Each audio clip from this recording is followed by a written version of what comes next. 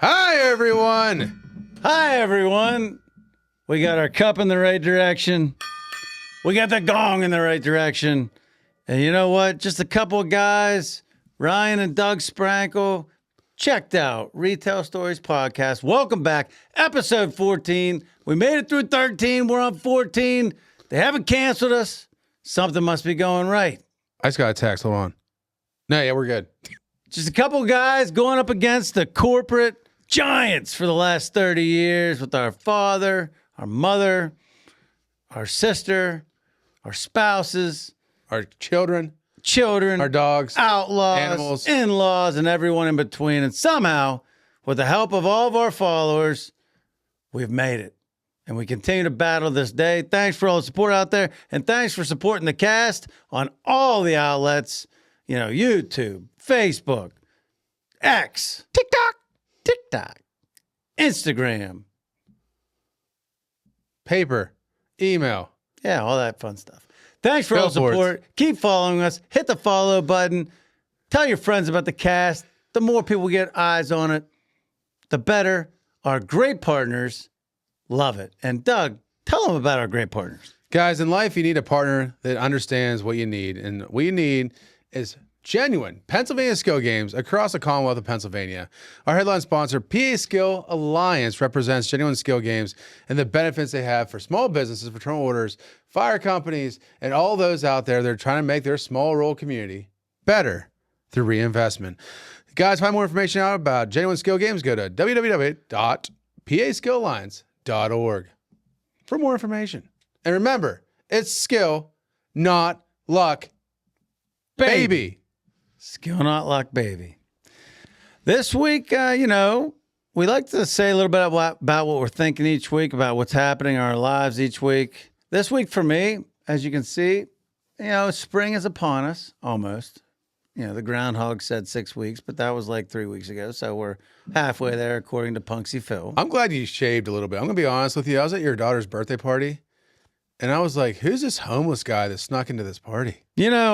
I did look a little, it's funny. I just watched, what's the Happy Gilmore. I just watched Happy Gilmore a couple weeks ago, and I was looking at his caddy, the guy that was his caddy with the, Oh, yeah. and I'm like, and then I saw the pictures from, little Char's, birthday, and I'm like, whoa. To be honest, A lot of similarities there. A lot of similarities there. Too many similarities there. So yeah, tidied it up, I even got fresh batteries in the old nose hair trimmers. Oh. I mean, I went all out for this episode, guys. you look high and tight. I felt bad that when we were walking around with I think it was a coffee cup. I wanted to throw money into it. I thought you were like panhandling for the party. No, I looked rough. And then, it's funny, just like most guys, and I don't know, some girls, girls I feel like are more prepared, but most guys today, when do you think I prepped for the episode today? Well, I was hoping that noise of in the bathroom was, a shaver. Waited till this morning. Oh, Reached out to my normal, hairdresser. yeah. Been going to her for years, and called. Message, medical emergency, off till March 4th. What? And then somehow in Sarver, Pennsylvania, where there's 25 complexes, Yeah. there's no hairdressers. Whoa, it's Fantastic Sam's. Yeah, but I didn't see it. Oh. It wasn't they needed to do a better job of being visible from the road. So grabbed some scissors from the office at Leechburg in the bathroom, getting ready for the episode. So here we are. We are ready. And one last thing, booked this week, personal, booked Graceland. Brand booked Graceland for the week of Thanksgiving. So the whole family is going to Graceland for the week of Thanksgiving. And it's been, as we know, I'm a big Elvis fan. It's been a goal to go to Graceland. So we're going to Graceland, baby. And Brand booked for us. She booked Taking Care of Business Suite. That can't be bad. Well, I think it's amazing, though, that taking care of your business suite with the family. Well, they have their own room. Oh, yeah. smart. Yeah. Wait, Charlie getting her brother? Well, I mean, I don't know. I don't know how that'll work, but I mean, I'm a fan. Still going to be great. I'll be an uncle to 100 kids. No, it's going to be great. I don't care. It's going to be great. So, Doug, what's happening in your week? Well, I've there's a lot of planning involved what we do. And I've realized I really hate spreadsheets. Not making them, maintaining them. It's the worst. And question, when you use spreadsheets, what do you use? Do you use Google Sheets or do you use Microsoft Excel? Excel. Really? Yeah. You don't use Google Sheets? No. But what happens when you're somewhere else and you want to access them? I mean, I've always been able to access them Valid on point. my email. So, I mean, I've never had that issue. But Right, like Google Sheets is nice because you can like share and co-conspire and make them together. But I was working on the entire sheets with like, basically creating, what our stores look like from a, sales level to a estimated sales level, all that stuff, right? And it actually helped me discover that we had an issue at our Leechburg store where the hours weren't being calculated correctly for the department. And then, we were obviously short on staff because of it. So it was actually a pretty good thing I did that. But now we're doing it for all 3 stores. It makes it a lot easier to see the issues before they happen. But I really just sitting there and just, like office monkey, just click, click, click, click, like spreadsheets. I hate it. I'm pretty good at it. I hate it. I mean, it's not nobody. I think nobody retires, and the day after they retire, they're like just for fun, like looking up spreadsheets. I mean, I think it's one of those things you only use it if you have to. But in business, let's face it, if you can't measure it, you can't talk about it. It doesn't exist. So you want to try to measure everything. The more you can measure, the more you can, judge, the more you can get better at. And so, no, it's huge. So, and some people talk about it even if they don't measure it. Yeah. Yeah.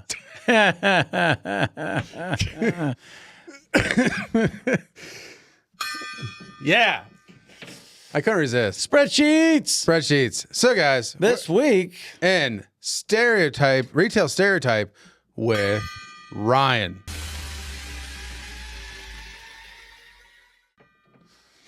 Well, Doug, it's the customer that leaves items behind. And, everybody, everybody, but what they leave behind is amazing. I mean, at Katanning, I was just up at Katanning store and I was looking, they have like on the office wall, you've probably seen it. They have like this, it's like, on the inside where people don't see, it's like 1970s board, and then there's a little slot there, and they jam all the cards that people leave behind. I mean, people are leaving behind medical cards, people are leaving behind Social Security cards, people are leaving behind credit cards, driver's license. I mean, there's like this. We have to check it every once. So there's like 15 cards that are like very, very crazy, like information nobody wants to give out. That's just there, and people don't call about it. So I don't know if they like go to 5 spots, forget about it, whatever. But people think about leaving behind groceries, but like people leave a ton of stuff at grocery stores, and it's most of the time unclaimed. Do you ever get this phone call? Hi, I was there about a week ago, and I think I left behind 2 steaks, a bag of potatoes, onions, and carrots all in one bag. I mean, never 2 weeks ago, but I have had some extremely delayed. I left that behind. Yeah, like, I was in your store yesterday, and I think I left a bag behind, and it had, like, to your point, yeah, it had, Gillette razor refills, 15 steaks, 3 bags of coffee, 3 bags of premium coffee. What's the most expensive coffee you have? And then you tell them, oh yeah, that. No. We definitely have had some pile it on, leave behind people. But I mean, people leave stuff behind, and it's insane.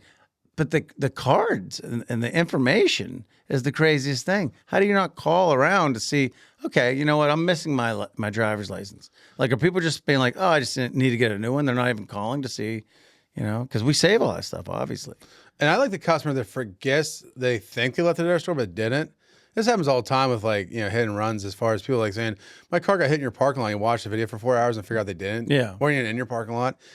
But I remember about 3 years ago, a customer calls and they're like, hey, I left my purse in your store. And I was like, oh, okay. What time were you in? And, went through the whole thing, went to watch the cameras, didn't see it. They're like, well, I think you guys must have my purse. I think you stole my purse. And I said, well, I'm sorry. What time were you in the store? So I found the time in the store. And so, mind you, we're like 3 hours into this investigation because you have to watch verbatim every minute looking for this customer. We finally find the customer. And notice they didn't even come to the store with a purse. There's no purse with them in the store. So then all of a sudden, we're getting ready to call them back. And all of a sudden we get a phone call. And like, you know what? Don't worry about it. I found it. And it was in my other car or something. I'm like, man, you just called and accused your local grocer of stealing. Like radically accused them. And then you found it. And all you have to say is, my bad? Come on. It's crazy. Well, it's anxiety. They get the anxiety, and everybody gets anxiety. So, your anxiety's running high. And so you can either go when you're hot or go when you're not. It's way better to go when you're not. Right. Let yourself cool down, take some breaths, whatever it might be. If you're a smoker, go out and smoke a cigarette. Whatever it takes to get cooled down, that's when you should react to what's happening. But I think some people are like, and when that level's high, that's when they react, and then all kinds of wild Oh, no, agreed. stuff comes out of their mouth, But yeah, the customer that leaves items behind. Oh, no, it's wild. It's wild. But, Ryan, every good story has its origin. And the Welsh family functions, a pap, and 17 kids. Remember the old farm? Was it? Now, originally, it's almost lost my eye. There was what was the cabin or something? Uncle John's cabin. Right. Remember when I almost lost my eye? I mean, I'll be honest with you. I think a lot of things were lost at Uncle John's cabin because let's face facts. He was our pap, Welsh, from North Hills of Pittsburgh, Allison Park. That's where they were from originally. 18 kids. Grandfather was he was an engineer. Remember, Duquesne educated engineer. 18 kids in the 20s, 30s, 40s, and he was 17 of 18. So you had 18 kids, and they were all kind of a wild bunch. So then they had kids, and they had kids. We were the third generation. So you had, 100 people involved with this family, 3 generations deep, and we were all in the woods. Labor Day weekend. It was always Labor Day weekend. Uncle John, one of Pap's older brothers, had the cabin, hosted the cabin. It was on the Allegheny River, and we had a blast. But I mean, they would bring in bands. The Gents, Ray Voller's band. Yeah, he was always Gents. playing up there. They always played up there. They always had it was a full on music festival, and so you had people, drinking. You had people smoking funky things. You had people smoking non-funky things. You had just all kinds of stuff happening. Who knows what all was happening? But so I wouldn't doubt you lost an eye, Well, the story is there's actually a little scar like right here below my eye. Is they had a horseshoe on a rope from one tree, and then on the other tree there was just a nail, as you would say a JC nail, but a big nail coming out of the tree. And the game was he threw the horseshoe and he had to spin it up and catch it on the nail, right? So, this is before cell phones. This is before, this is like back in the day where you just told your kid to go outside and find something to do, right? It wasn't really critiqued or any kind of planned organizational thing. Yeah. So I'm there and I'm throwing around for a little bit. I'm like, this is boring. I want to really throw it. I want to just whale it. Yeah. So I whale it and all of a sudden it gets stuck up in the tree. And I'm like, I'm the guy that broke the game, right? Anxiety kicks in. So while I'm thinking about this, I'm like, I'm still looking at it. I'm like, this is horrible. And you're like 7. Yeah, I'm a little guy. Yeah. So then I'm Max 8 or 9. Max. Yeah. I was a little guy. Yeah. So then I turn around. I'll never forget. I remember I turned around and I looked and I'm like, you know what? Maybe as soon as I said maybe, I turned around one more time. I looked and here comes this horseshoe of hell.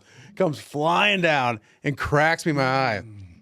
And I'm like, whoa. So you're solo this whole time. Right. Yeah. There's no supervision. That's the beautiful thing about those events, those family events, man. The adults are partying, jamming out the music, Playing gutsy. and we're all just cut loose in the woods. Right. Yeah, it was great. So Actually, it was awesome.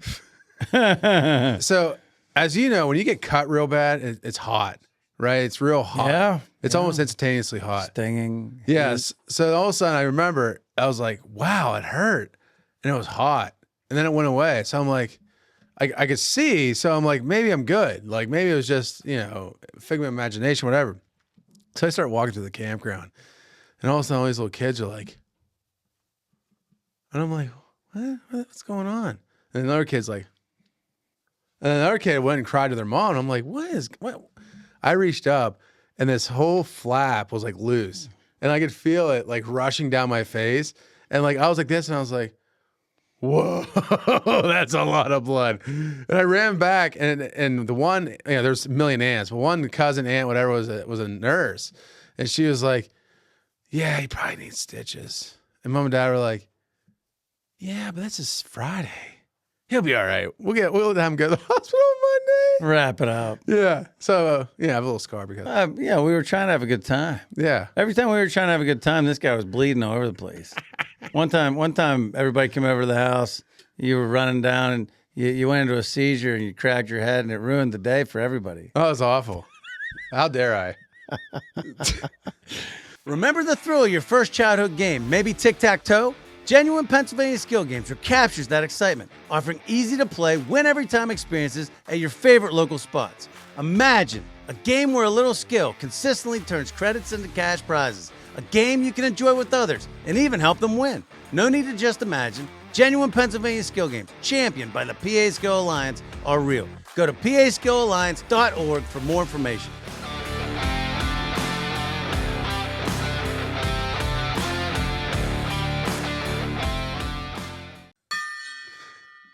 That's right, guys. It's Ryan's Retail Stories from around the world. This week, we take ourselves to the land down under. Australia, baby. Ikea in Australia has launched ManLand. It sounds like a knockoff like Oil Man thing, but no. It's a designated area in the stores and some select stores in Australia dedicated for men. They're testing niche experimental marketing, and it's just an area designated for men and IKEA. And, all I can picture is a bunch of guys that, their wives or girlfriends say, oh, we can get this, whatever set super cheap at IKEA. And they bring the guy in there, and he sees that he's going to have to assemble the whole damn thing. So I think it's just a room where once they realize what they've gotten into, they can go to that room, cry it out, have a couple beers, gather themselves, and then come back into the sales floor with a good mindset and say, you know what, honey, I think this is great. We're saving all this money. And the amount of time we're going to spend together to build this is going to just help build our relationship, it's going to bring us closer together. Thank you for bringing me here. I think it's kind of a place where a guy, once he realizes what he's about to go into, can go and kind of get himself right to come back and answer correctly for the sake of his long-term relationship. You bought some IKEA furniture, obviously, in your life. Oh, my. When's the last time you didn't get in a fight while building whatever that may be? To be honest with you, we went through this war 20 years ago. Yeah, 20 years ago. Yeah, when we first got married, Bran, she's, as you know, Bran, my wife, is really on top of trends, really on top of decorating. Our house always looks very nice. But at the beginning of our relationship, obviously, young people, not a lot of money, but she still wanted it to look nice. So IKEA was a great option. So she bought all the stuff at IKEA, brought it home. There's these boxes. I mean, you got a freaking, what do they call the thing that TV used to go into? Entertainment center. Yeah. You'd have this massive entertainment center and like a box this size. I'm like, first of all, how did they get that into that box? But I mean, when you have massive entertainment center in a box this size, assembly, a lot of assembly. And then, the joke is, my joke with IKEA was at the time, the instructions were bigger than the boxes. So, you have the box this big for an entertainment center. You have the instructions that were, this big, and you're freaking leafing through page 85. You want to test a relationship, folks. Go to IKEA. If they have an assembly options, don't take it. Go to IKEA, buy everything you need at IKEA, and you and your wife put it together. And if you make it through that, baby, you're gonna have a great relationship. Did you use the tools that came with it, or did you have your own tools? I mean, I don't know. I mean, the Swedish tools are crazy. I mean, you're there. I love that. You're there with this tool that's this big, and you got to crank a nut that's about this big. Yeah. Oh yeah, it's great. Oh yeah, honey, I love it. I love you too. You know what? Thank you for making our home so nice. I'm gonna kill everybody.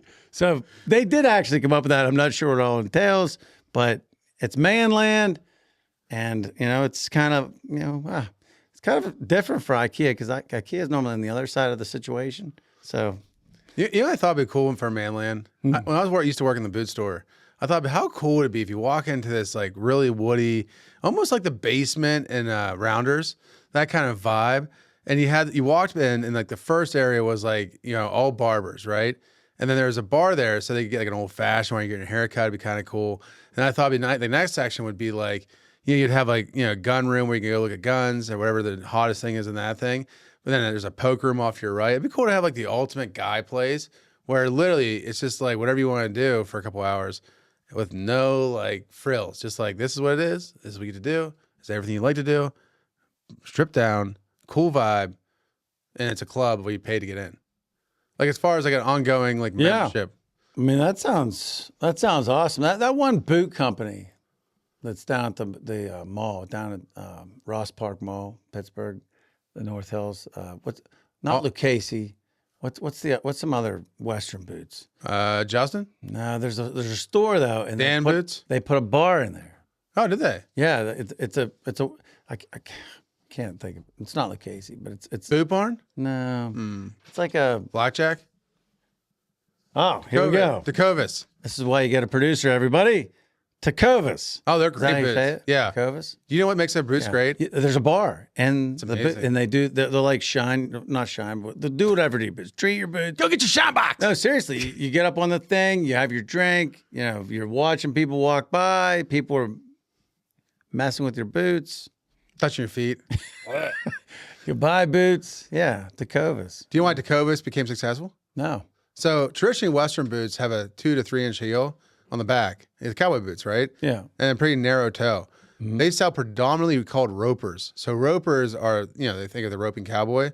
It's a low heel boot. It's only an inch, and then it has the real rounded toe to it. So that's what they're known for, is roper boots. More comfort. Well, more comfort, but it also has a shorter shaft, which is the top part of the boot. So if you're a bigger guy, you can get into the boots easier.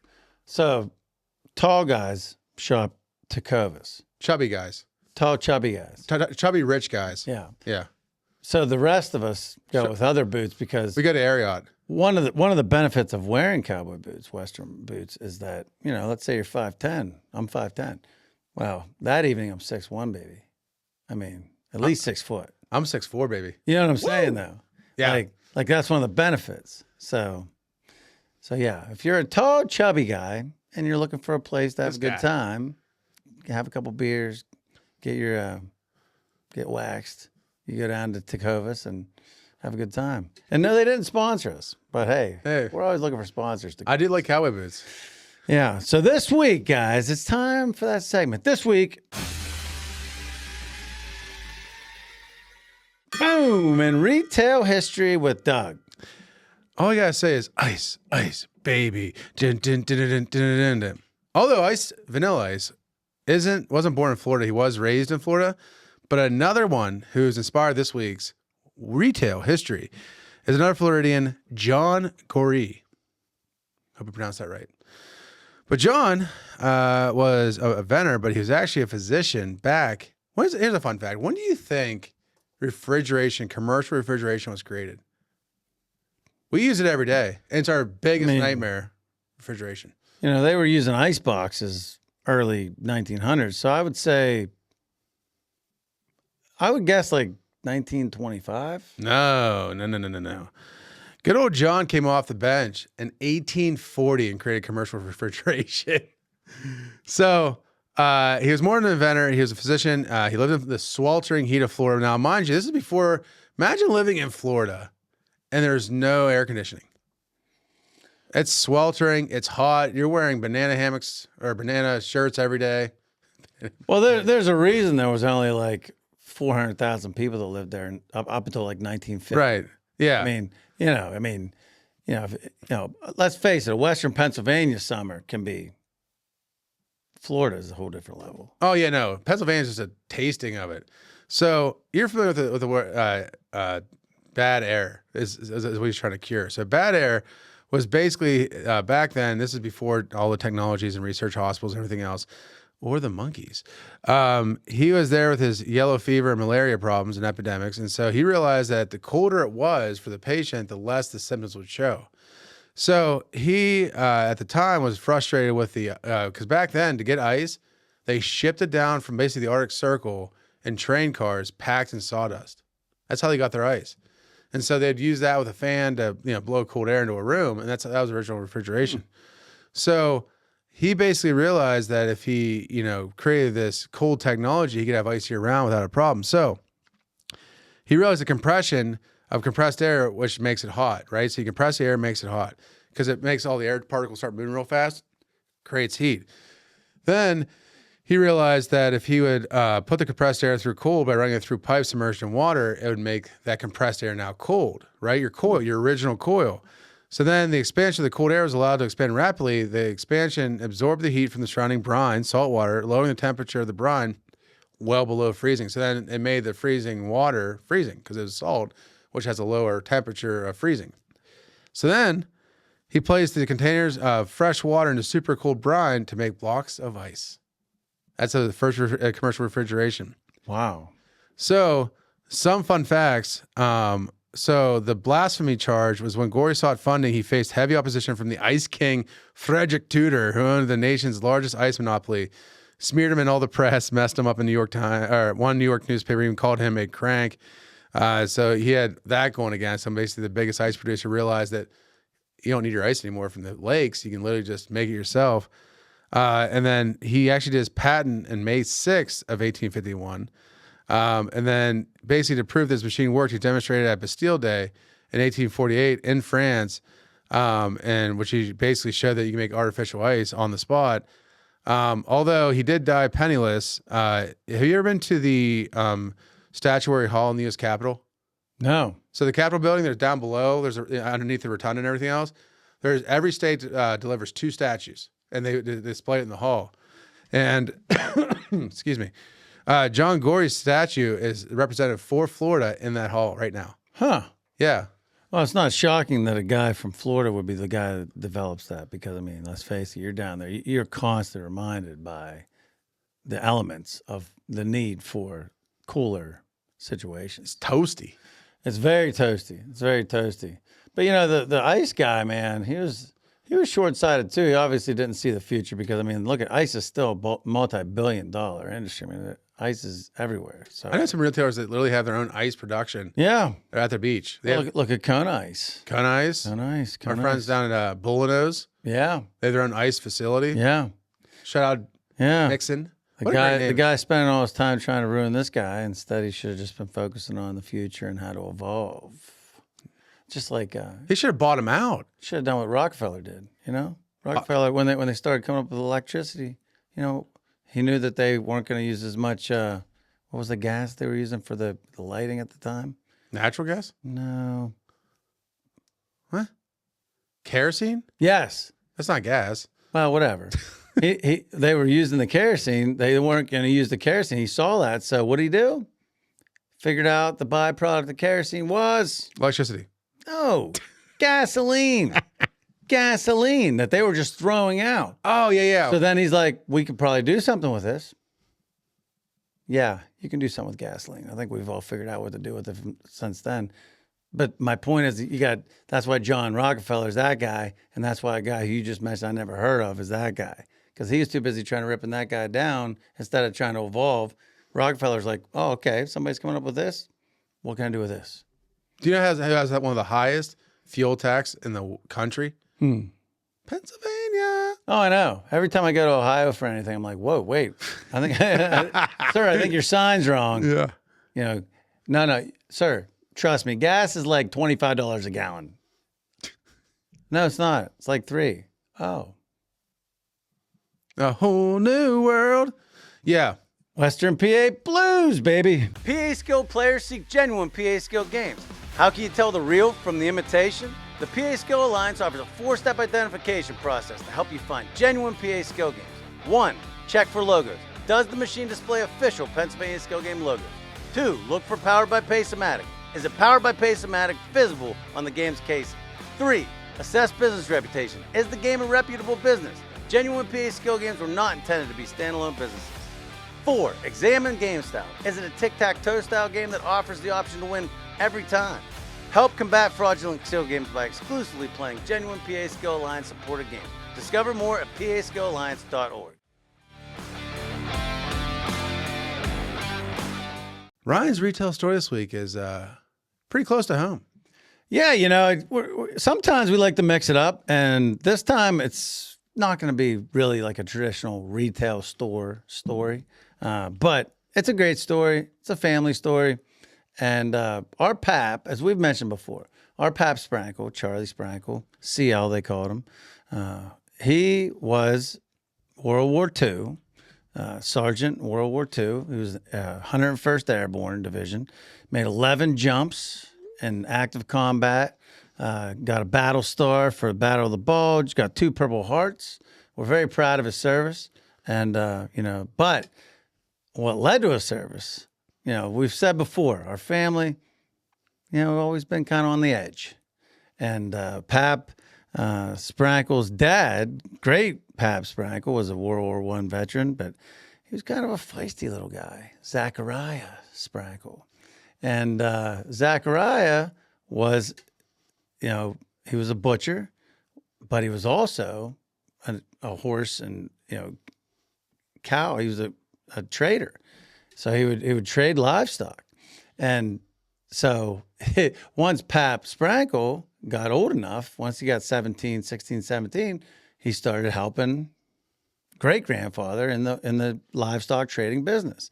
Now, if you can imagine, late 30s, early 40s, livestock traders, Prohibition had just ended, these guys would go on a Saturday, trade, go to the auction, take whatever they made from the auction, little post-game celebration, and then make their way back home. And there was no DUIs back then. So, these guys were just cutting it loose. Well, great-grandfather was a World War I veteran, small man. Seems like he maybe had a little bit of little man syndrome. And so he would get drunk, start fights. Well, Pap Sprankle, Charlie, CL, was a big dude, strong guy, good fighter, and athletic guy. And so one day, after a day of buying and selling on the livestock auction, took their profits to the local watering hole, start putting them down. And, there was no age limit. So Pap's there, 17 years old, put them down. Great-grandfathers put them down. Well, somebody makes a comment. Great-grandfather didn't like the comment, We don't know what the comment is. That's never been passed down. What sparked the little Zachariah to, what sparked the feistiness? But, something sparked him, and brawl ensued. Little Zachariah attacks. They're in the bar. Pap backs him up. Ends up the Pap works over 4 or 5 guys. And to the point that they're arrested. Charges are placed. So they held them over the weekend. And on Monday or whenever the judge, magistrate, whoever could see them, they go before the judge. Well, Pap's 17 and a half at this point. They go before the judge, and Pap is there. And the judge, at the time, it was 1943. They were in the middle of World War II, all able bodies, 18 to 45, baby, you're serving. And he was 17 and a half, but he was a big, strong guy, athletic guy. Judge says, well, you have 2 choices, Mr. Sprankle. You can, serve time. We don't know how much time, say a year. You could serve time, or you could you're going to be entered into the draft. You're going to be entered into service in 6 months, no matter what. You could enter early and avoid anything on your record or any jail time. That was the decision. So what do you do? Well, I mean, he was in the 101st Airborne. He had 2 Purple Hearts and a Battle Star, and ended up serving an 11-year military career, and served in Korea and got out and married our grandmother, Beverly, and had 5 kids, one of which was Randy Sprankle, and here we are today. So he made that decision. He served this country versus going to jail, but that's how it happened. I mean, it was wild times back then. I mean, you had bootleggers, you had livestock traders, and they were in the mix of all these guys just running around and probably Model Ts and Central PA with little trailers hooked up to them, rigged up to them, and that is the story of how C.L. Sprankle, Charlie Sprankle, our grandfather, entered the military. It's a great story, but I don't think when you say he's a good fighter, I don't think you really explain the tenacity this man has. Towards the end of his life, he knew that he couldn't physically beat up his son because they were having some issues. Yeah. He hit him with a spade shovel. Just whacked him in the face. He like ambushed him. It was like ambush tactics. But think about it. The man survived World War II in the 101st Airborne. He made 11 active jumps. Then he survives the Korean conflict, comes home. I mean, you don't just survive that as an active guy. I mean, it wasn't like he was behind a desk typing for a general. Yeah. I mean, the dude was jumping behind lines and making ready for the invasions. I mean, hitting somebody with a spade shovel in the back after a dispute was not a big deal to this guy. I mean, he was, great grandfather Zachariah. I mean, he was known as a fiery little violent man. At one point, our great grandmother literally made the paper. We have a copy of the paper. Made the paper for shooting him in the behind with buckshot. With buckshot, and he was hospitalized. So I mean, this guy was he's a kind of an angry little dude. So he raised Pap, and Pap had an edge to him. And so, somebody messed with Zachariah, CL had to jump in and take charge. Is the rumor true? That they used brass knuckles? Yes, that is true. No, not that one. He had a pair of brass knuckles. But yeah. I knew he had that, but I'm talking about the one where he had like a German family. Well, there's like as far as rumor. I mean, he was in Germany for agree, but 9 years. I can remember Uncle Rick talking about there's like a German family. He was in Germany for 9 years. Yeah. Family lore is that he had a family in Germany, that the marriage didn't work out. He got called to Korea, and it just kind of ended there. And it wasn't like now where he could come home and get on Snap and see how she's doing. Snap letters. Unless you had access to that one wire across the Atlantic, you were kind of out of luck as far as keeping in touch with people in other countries. So I think he moved on, Frau moved on, and there's probably a couple of people. Maybe there's a couple of Germans doing a retail podcast in Neuschwanstein Castle right now that are our relatives. Who knows? I really hope they're angry. Like they're just like they say something like Schnell 9. Yeah, I mean, maybe they took after great grandfather. Maybe they're a little angry Zacharias. Oh my God, they got the bad genes. Terrorizing Germany. They're all flaming redheads and just angry. They're just pissed the whole time. No, it was wild times, man. I mean, it just came off the Depression. You had a World War I vet. We know what they saw in World War I. And they're probably just making it, and there's no assistance and stuff back then. So they were selling livestock. Their lives were on the line. This guy's under all kinds of pressure. He's 5 jacks deep at the local watering hole, and some guy makes a comment about his car. I mean, hey. I feel like it's like the movie. What's the most you ever lost in a bar fight? 6 years of my life. Yeah, poor Pat, man. He's sticking up for his dad. Next thing you know, he's in freaking training in South Carolina, getting ready to, hey, you know what? You know how to jump? Yeah, I can jump pretty good. Great. I'm going to teach you how to jump. Hey, so why you in here? Well, I was either this or the federal pen. So I guess I'm gonna go fight some Japanese and some Germans. It's a perfect guy, though. I mean, that's who they were looking for at the time. Oh, well, 17-year-old kid, you just worked over 4 adults with brass knuckles. Perfect. Perfect. The Giants are coming. C.L. Sprankle. What an original. Just an angry man in a parachute. What an original. But that, hey, speaking of original, we like to keep up on retail trends. And Doug, what is the retail trend of the week? Power supply contracts. Ugh. Dun, dun, dun, dun. I'll tell you a funny story about power supply contracts. Actually, business is one lesson after another, and I learned the hard way on this one. But when people you may not know, electrical supply contracts is a big deal, and I didn't know this actually until I read this trends. So basically, the power bill is separated into generation and transmission, which I thought was just one fee for your power bill, but it's not. So the utility, the delivery, which is your telephone poles, your wires, like West Penn or Duquesne Light, you cannot shop for this. Their rates are regulated by the state. So the state sets the rates, you got to pay a fee.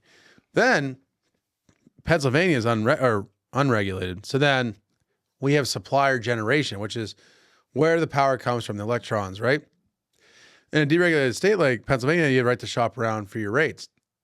The problem is they have everybody trying to undercut each other, and you have a whole slew of people sitting on their yachts, their houses, their basements, their grandma's basements, their mom's basements, making money off selling you contracts. So the common contract structure is there's either a fixed rate, which you're a big fan of, where you buy in a rate, and then no matter what happens, you're stuck at a rate for a period of 2 to 3 years. The issue with that is you hit that big jump at the end of the contract because you didn't follow the market. So at the end, you actually go on market for a little bit until you get the new contract. The variable rate, which they call the index, is where you basically ride the stock market of power supply and pay whatever the open rate is. So the issue is when you do like that, and that's what we did this year, was when you have a crazy, insane amount of cold temperatures hit your area, it freezes coal chutes, it freezes gas wells, and it just drives up the electrical cost. So for instance, but when he says we, he means him, because I signed the 2 stores that I have any jurisdiction over to the fixed rate. Yeah. Well, we'll talk about my personal experience here in a second. But another thing is, so when here's a crucial clauses for business owners. The fine print tells you about a lot of things, but the early termination fee, unlike resident plans, commercial EFTs can be massive. So if you try to get out of your contract after you lock in, it could be huge, huge payments because the person who did the contract is taking all the risk. And so then why it matters. So another piece of this puzzle is basically you have the capacity charge, which is basically the supplier passes the new cost to the state government, which charges energy laws during your contract. So basically, as they pass new laws to tax more stuff in the state, which Pennsylvania is one of the highest tax states in the union, shocking, is that they basically can pass it on as capacity charges. So there's actually a third fee there. So the key to fighting this is basically whatever your highest power usage is in the year, is basically part of your load profiling. So whatever happens in a year, load profiling happens, and then your highest time is where you're basically hit the hardest. And so basically when you're doing this, you want to make sure that you know when that is and try to reduce your power usage so that the following year you have a lesser rate. It doesn't help you at the time other than the immediate savings on power. So LED packages, fan motor controls, all those things that can help. Solar panels, which we're looking into. But, it's a big deal. And to our standpoint, Saxonburg got slayed in February. Triple your normal bill, right? Triple. I will say this, and, we went back and forth on this. We've had a bunch of different people tell us whatever. My personal opinion for the rest of my career, and not just because of this, but just in general, and what I would suggest to anybody that's a small business, when I say small business, any business that, your electric bill is less than, in my opinion, And anything less than $20,000 a month average, anything less than that, I would recommend fixed.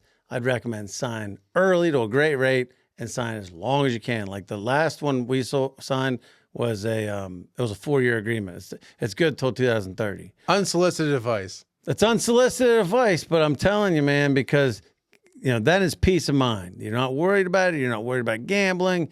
If there is a variation, I mean, how many people? I mean, thankfully, Doug is a good planner and keeps enough aside for the bad days and can withstand a couple hits like that. But I mean, for a normal small business, it's tough to withstand an electric bill, especially like in our world. Electric bills are anywhere between $4,500 and $12,000 a month. So all of a sudden you get a spike of 3 times. That's a big hit. Right. And I got to give a shout out. So this electrical supply guy, I call him. Like it comes across my desk and I'm like, this can't be real. And I'm like, so I call him. I'm like, is this real? He's like, oh, it's as real as that paper printed on. I'm like, question, what happened? Like, why don't we lock in? He's like, well, they always have excuses. Meanwhile, he's getting commission. Right. And I said, bro, listen, first off, here's my question to you. He's like, what? I'm like, what's my job? He's like, you're the grocer. I'm like, great. What's your job? He's like, I'm the power supply contract guy. I'm like, great. I'm like, well, do your job so I can do mine. But if you keep doing your job bad, you're going to put me out of business. You're going to have to worry about the contract or the early termination fees because I won't be in business. No offense. He seems like a really nice guy. And I mean that. I talked to him. He does seem like a really nice guy. But the guy that sold Doug on his electric contract was selling him from a yacht. Now, there's a couple. It was a nice yacht. He was on the yacht at the time. There's a couple things in life. I don't know a lot of things, but I know a couple things that I go by.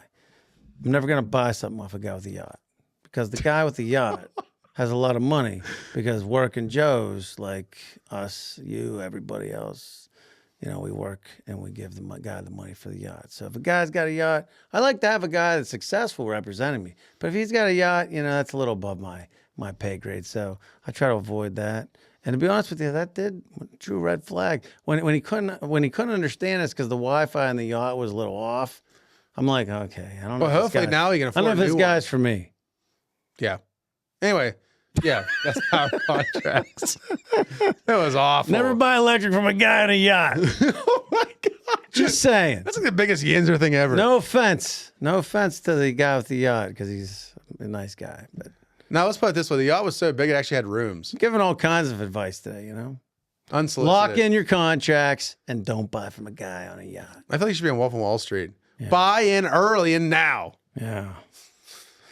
So there it is. I mean, that's your advice for the day. If you do nothing else after watching this podcast, don't buy anything from a guy that's on a yacht at the time that he's trying to sell it to you, and he can't talk to you properly because of his internet connection being off in the yacht. It wasn't my fault. He was in the Maldives. No, I mean, he's a nice guy. I could see how he got sucked into his charm. He was there. He's a good-looking guy. He had a great hairline. Windswept hairline. Great hairline. And just, on his yacht, yeah.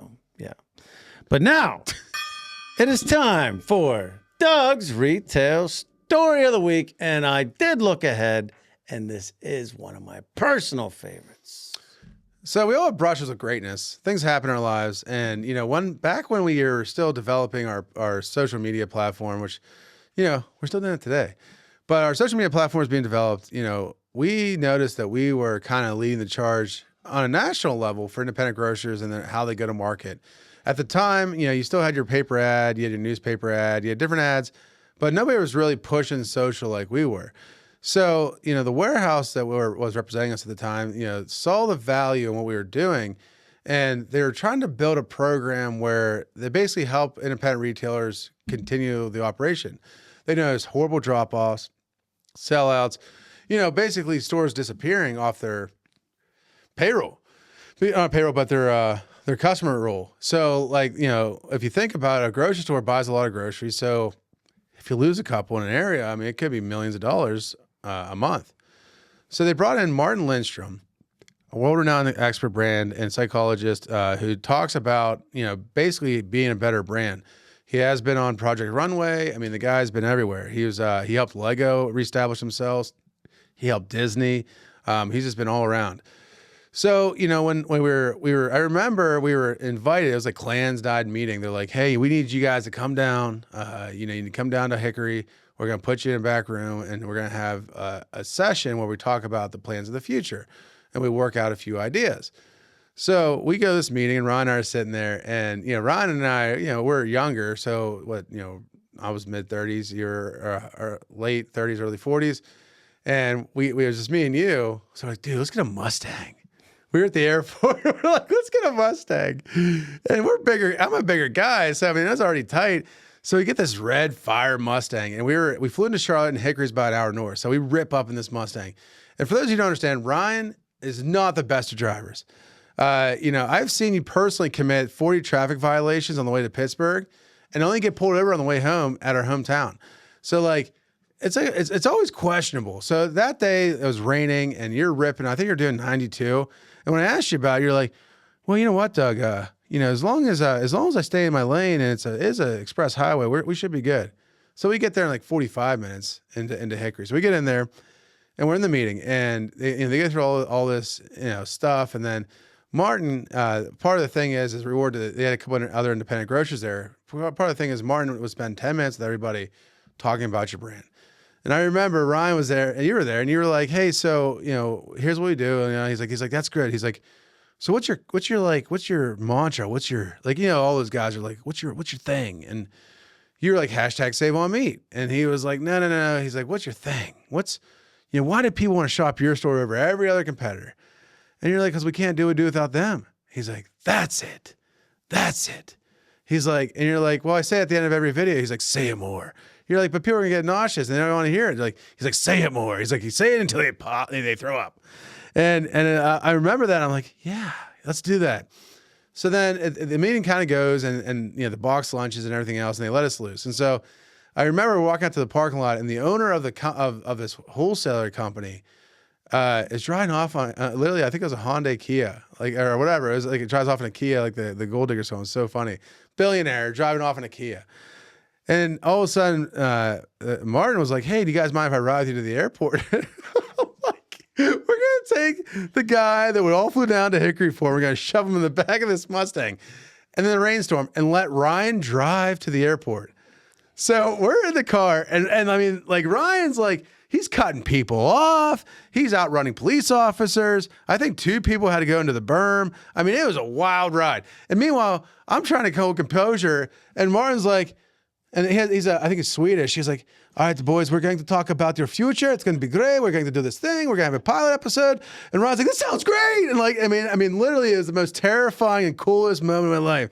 So we get the whole way to the airport. We drop him off at his gate, and Ron and I get there. And he's like, hey, boys, I just want to tell you, we're going to start shooting a podcast. We're going to have a show.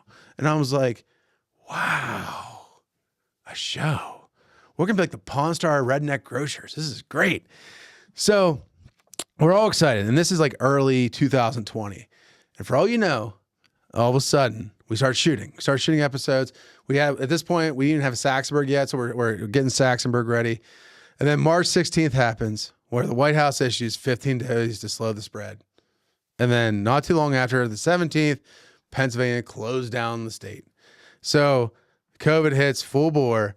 And then the focus shifted from Sprankle's rah-rah fun TV show, how to be a grocer, how to be a better grocer, to filming other grocers talking about being a grocer, which was great. But it was our chance to show, our first chance of the show, and it was cratered. Right? Did I miss anything? Genuine PA Skill Games, powered by Pacematic and supported by PA Skill Alliance, are dedicated to fostering growth throughout the Commonwealth. These games have been instrumental in supporting local fraternal orders, fire companies, bars, and retailers by keeping businesses operational, maintaining employment, and funding community projects. With over 5,000 communities across Pennsylvania, it's highly probable that Genuine PA Skill Games are working hard behind the scenes in your area. They ensure the vitality of our main streets, restaurants, bars, and stores. By supporting PASkillAlliance.org, you are investing time in your community, employing your neighbors, and contributing to local nonprofits. Together, we can help keep Main Street open for business.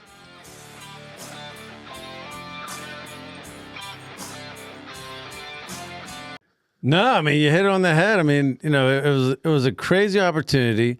The one thing I'll point out is that, yeah, I was going fast, and we did get a Mustang. But if you remember right, it was 2019 still when they did it. It was like November. It was in the middle of Thanksgiving rush. We were super busy. I was cutting meat at the time. And so like for us to go away would have been crazy. And so we originally said, no, I'm sorry, we can't break away from the store. But they knew what they wanted to present us with, but they couldn't tell us. So they enticed us by coming down. They said, we'll cover your flight. We'll cover any rental car you want. We just need you here for this meeting. So, being younger guys and, hey, you know what? Somebody else paying for it, get a chance. So we got the Mustang. And, I was going fast on the way up to Hickory because I got a Mustang, it was nice. Now, on the way back, I will say the only reason I was going fast is because the day dragged on. Martin Lindstrom wanted to talk to us about a reality show. We were going to be basically the Duck Dynasty of the retail world. He wanted to give us cues and things to think about before his team showed up so that we produced for him so that it would be a good show. He had connections with NBC. NBC producers were involved. This was a whole situation. So knowing that, but at the same time knowing we were going to miss a flight and I had to cut meat the next day at Katanning and you had to do whatever at your store, we were very busy at the time. It was a holiday rush. So I was trying to be respectful and give the guy some time in the back seat to let us know what was happening, but we also had to make a flight. So it was a fine line. A little dangerous, yeah, because it was a wet road. But, people don't say Jeff Gordon's a bad driver. I mean, it's not like I was banging off of walls. I was just making amazing moves. He's a multi-million-dollar NASCAR champion. Still, NASCAR champion. People want to complain about how fast he's going. No, moves like he's making. That's like he's a professional. Yeah, I mean, I like to think I'm pretty good at, between the ropes. I think I could hang with those guys. Maybe not 200 mile an hour, but, I think I could become one of those guys. I have to lose some weight for it. Are you going to do Ryan's Days of Thunder? No, but, it was a great opportunity. Doug's right. It was a great story because, here we are, just a couple guys literally just focused on making budget the following week, hitting our sales goals the following week, paying bonuses. And all of a sudden, we're in a room and we're just like guests. We're like, oh, this is really fun. This is cool. Martin Lindstrom, yeah. Tyra Banks, next top model. Oh, this is great. And then all of a sudden, freaking spotlight gets shined on us. And it's like, hey, do you want a reality show? Like, that's how that went. So, like, this is crazy. And then literally for like 4 weeks straight, we had this crew. And like every person that would give us their name, we'd look up and they were like, did some crazy famous stuff for NBC. Yeah, they were real. Everyone. They're real. My name's Josie. Nice to meet you. Well, freaking Josie just like shot for The Apprentice. I mean, you know what I mean? Like, it was like crazy. It was like this weird month that I actually forgot about until Doug brought it back up, this story. But it was so crazy. Like, literally, we had camera crews following us around. We were hooked up with all kinds of contraptions, walking around our stores, doing our jobs. And then being coached, it was like scripted reality. It was like, okay, this is going to happen, but amplify it. Right. So maybe Doug and I were going to have a conversation, but they'd say amplify it. So we'd like start fighting, or yell like we were yelling at an employee, but we really weren't. Like they were coaching us. It was a whole situation, and then COVID killed it. It was all done. There was no more reality. COVID was the only reason it killed it. I truly do. I truly do, and. Only because I think it shifted. I think, COVID happened. And, before that, it was all about, okay, let's come up with something that's going to be entertaining. Someone's going to take retail, make it entertaining. We got these two guys. They're doing all this crazy stuff with their family. And they got all this stuff going on, all this pressure. Let's capture that. And let's bring out that amplified magic to the base. I think they looked at it like almost like a Duck Dynasty thing. But then when COVID happened, the shift went from entertainment to the stories of the people and of what's happening. And it shifted. It was more a community-based thing. And I think that was why it changed, why the project changed. But if you remember what Martin said in the back of that car when we were going 100 mile an hour, he said... No, I know he said, whoa, Ryan... Slow down. He did say that. He did say that, but he also said, he said, these guys are going to want to make this about nice, about like, oh, you're the community grocers, oh, you're helping your community. That's very nice and it's very admirable. But That's not going to sell. That's not going to be a hit. So he told us, he said, make sure that you amp it up, that you bring the chaos to the scene. And, you know, it's funny. I think we take that into the podcast because that's what's great about the podcast. No one's editing it. No one's telling us what to do. We're literally telling these stories, just laying them out the way they happened, unedited. And it's really kind of freeing. But I think it's funny. Like, I think some of that Martin Lindstrom magic that we filed back then is now able to come out in this, because now we're telling it the way it is. Wait, you didn't see the script yet? Oh, wait, I wasn't supposed to say that? Yeah, shh. No, but you know, I fully agree. What an experience, though. You know what sucks too? This is a side note. So I've been on a kick looking for new food ideas about restaurants and ideas for restaurants. And I was doing research for this segment. Do you realize how many restaurants we lost because of COVID? Oh, it's brutal. It's brutal. Just take a guess. At 1 out of, what do you think? I wouldn't be surprised if it was 1 out of 6. 1 out of 7. Is Wow. that good catch? But no, seriously, 1 out of 7 restaurants in the United States was lost because of COVID. Yeah, and let's face it. I mean, restaurants are still feeling the effect today. It's harder than ever to start a restaurant. You know, restaurant business is very difficult, and you know, a lot of the shift has turned into grab and go, ready to go. That's like our big push is all grab and go, ready to go, prepared meals in the stores. I mean, it definitely, COVID was just shifted everything. It affected everything, but it also affected our reality show. I know.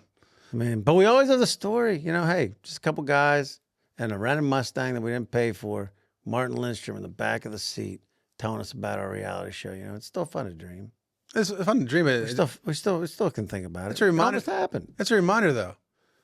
You got to keep on trying. Yeah, because here we are. We got microphones. Yes. We had to pay for it. Yeah, self-funded. But...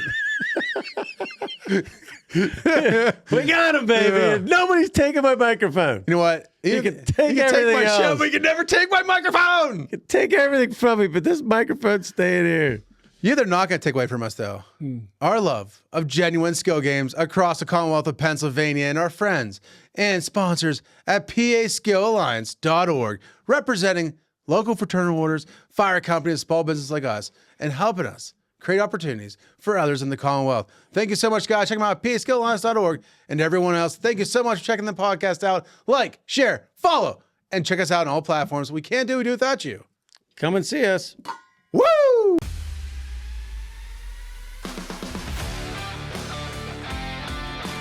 Awful. Never buy electric from a guy on a yacht. Oh my God. Just saying. That's like the biggest Yinzer thing ever. No offense. No offense to the guy with the yacht, because he's a nice guy. But Now, let's put it this way. The yacht was so big, it actually had rooms. I'm giving all kinds of advice today, you know? Unsolicited. Lock in your contracts and don't buy from a guy on a yacht.